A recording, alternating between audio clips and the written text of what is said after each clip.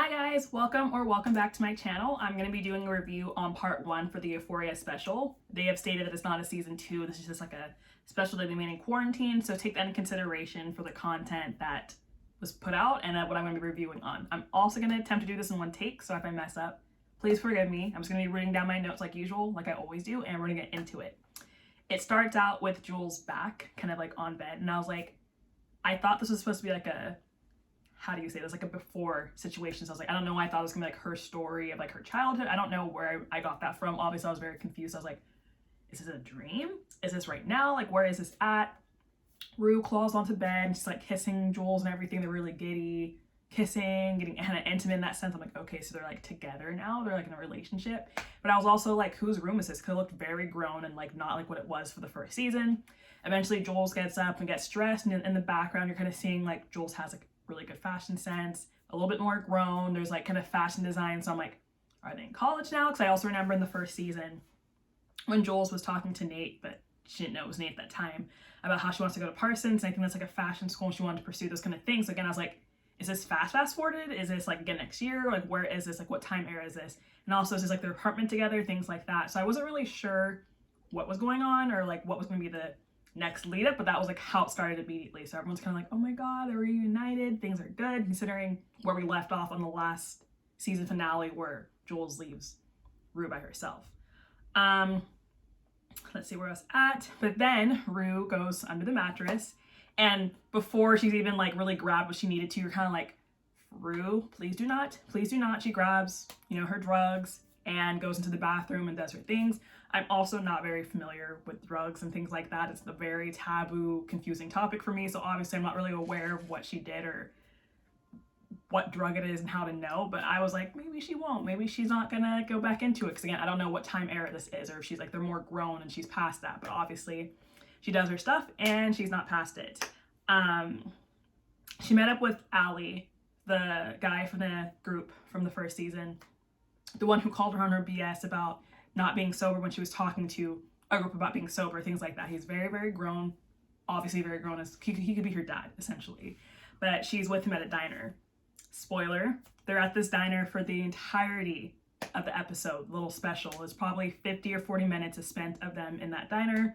He's spinning a lot of knowledge to her, trying to just get insight on like her life, like why did she call him, why are they meeting up, like it's also Christmas Eve, they make note of that, and also the dates on Rue's phone when she's looking at it later. Let's see kind of what I said.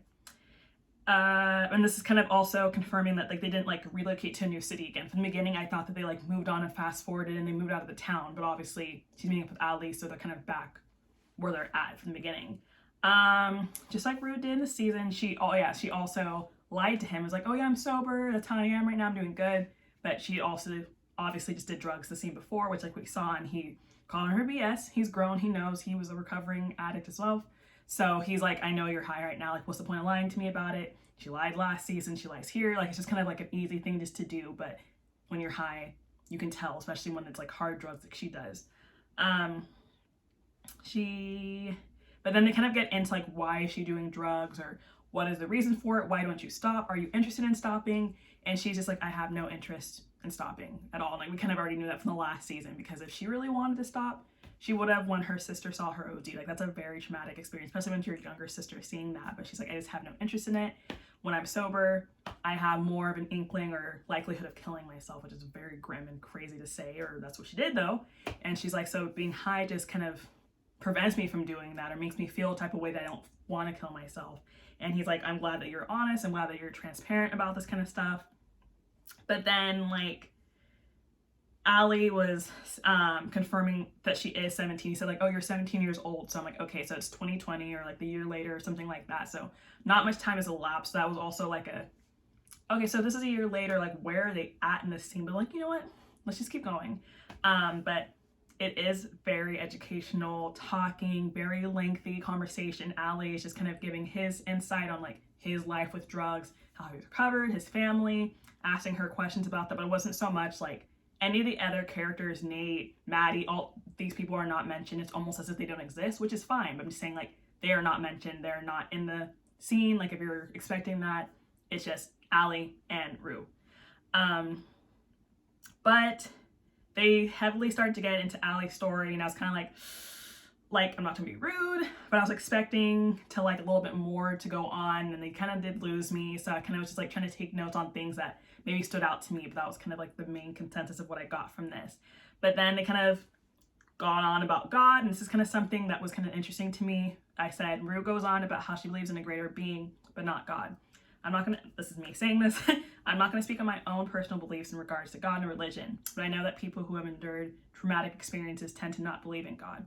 I'm not gonna say that's an exact fact, but people question the validity of God when their loved ones are suffering and or die unexplainably. She was essentially comparing her father's life and the purpose of life to the doubt of God's existence.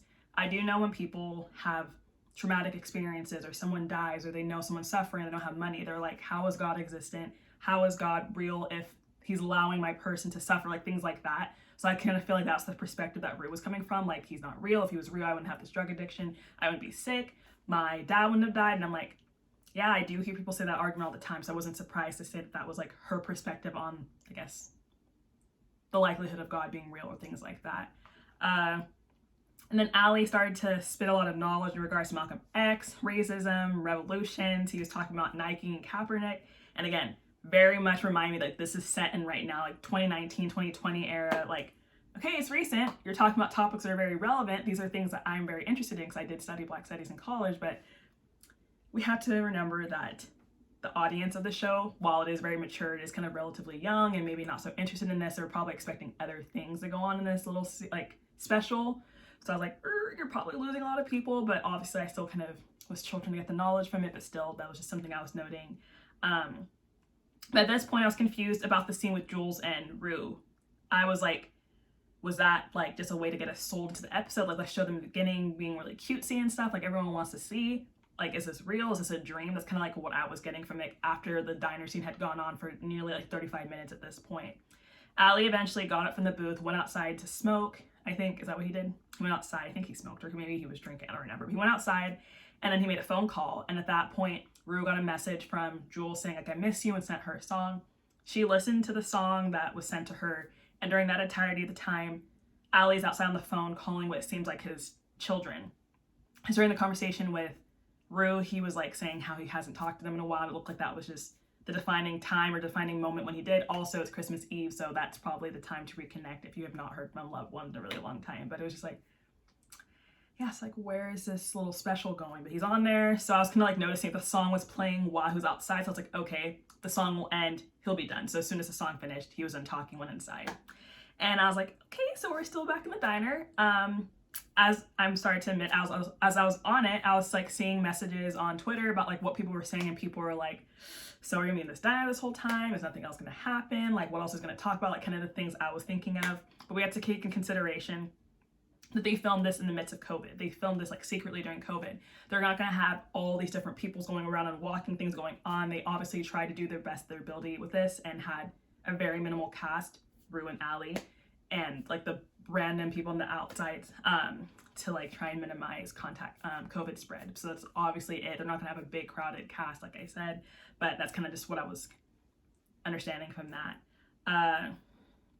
Let's see. When he slipped back into the booth, Rue asked him what she was supposed to do about Jules. And that's why I was like, so was it a dream in the beginning? Like, is that her imagination of like what their lives would be in the future? Like when Jules goes away to school and doesn't do stuff, Rue's still gonna do her drugs on the low. I don't know. So that's why I was like, was that even real? And then when she asked that, Allie asked the hostess that was there, like, hey, how long have you been sober? And I guess again, he probably knows her. She's like, I've been sober for 17 years. And he's like, what made you get sober? How did you get sober? And she's like, I had to remove myself from a relationship, like be by myself, be single essentially, and focus on my sobriety and myself. And that kind of just is like, okay, that's your answer, girl, because obviously Jules and Rue's relationship is very toxic, very dependent on each other, at least Rue dependent on Jules. And like the relationship was very much almost like a drug dependency in the sense that like Rue didn't know how to live her life without Jules being there. She kind of latched onto Jules when Jules wasn't there. She spiraled, things like that. So obviously the relationship is not very healthy. Maybe unless Rue finally gets sober. Could be potentially good, who knows, but it obviously is very clear. That was clear from the last season. That's clear from the analogy that she got from the hostess, that could be her situation as well. But she also makes it very clear, so I was gonna say adamant, that she has no intention of getting clean. So it's very like conflicting, but she's also 17 and young. She has some life to live.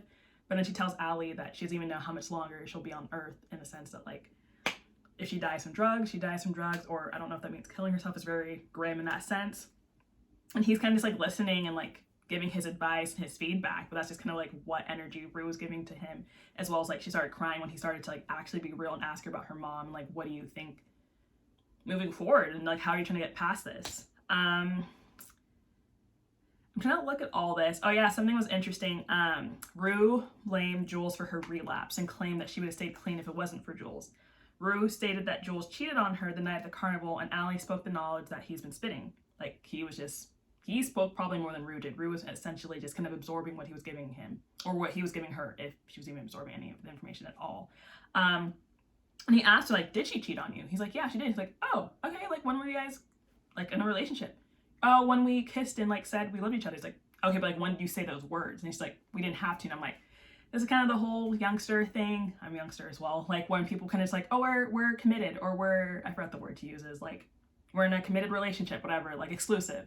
But like, we didn't put words on it. It's kind of like where they're at. So Rue almost assumed that they were exclusive in a relationship together, but they never actually said like, we're relationship together, we're not seeing other people. So there's like that confusion. They're young, or at least Rue is young. So of course, maybe she doesn't understand that maybe they needed to say that before Jules essentially needed to commit to her, or said that she was going to commit to her, because, you know, she had that little thing with someone else. So Rue was very broken by that, hence the whole codependency in the relationship. And that's how, like, when you're young, you can misconstrue what being together is. But again, this was just something, a component I took from the conversation, and it was just very grown. Again, I know a lot of the audience for the show and how people dressed up as Maddie and the glitter and like the cutout outfit. So again, I do know people are young that watch this. So I do feel like people are going to see this as like a very, I don't want to say this snore fest, or just not what they're expecting from this. So I'm kind of curious to see the reception of this. I kind of just said what I already said, that it was a grown show and a grown network. So obviously, like, even though despite that, there's young people who are watching it, I also took note of the whole COVID thing. This is kind of like my summarization of everything, but not really sure how to rate this episode. I'm still obviously going to watch part 2. I feel like I have to watch out everything that I watched from the beginning. So that's my very somewhat rushed but condensed, like, that's literally what happened in there. That might be something that's worth talking about. Obviously, there's a lot of very big points that Ollie was giving and saying and trying to, like, I guess, give across to the audience. But yeah, that's pretty much the main thing of it. Let me know what y'all think, and if you watched it. I do know that it came out early for people who have HBO Max tonight, and it comes out for HBO on Sunday. So a little early watching, but I know a lot of people probably have it now. We've been inside, but let me know what y'all think.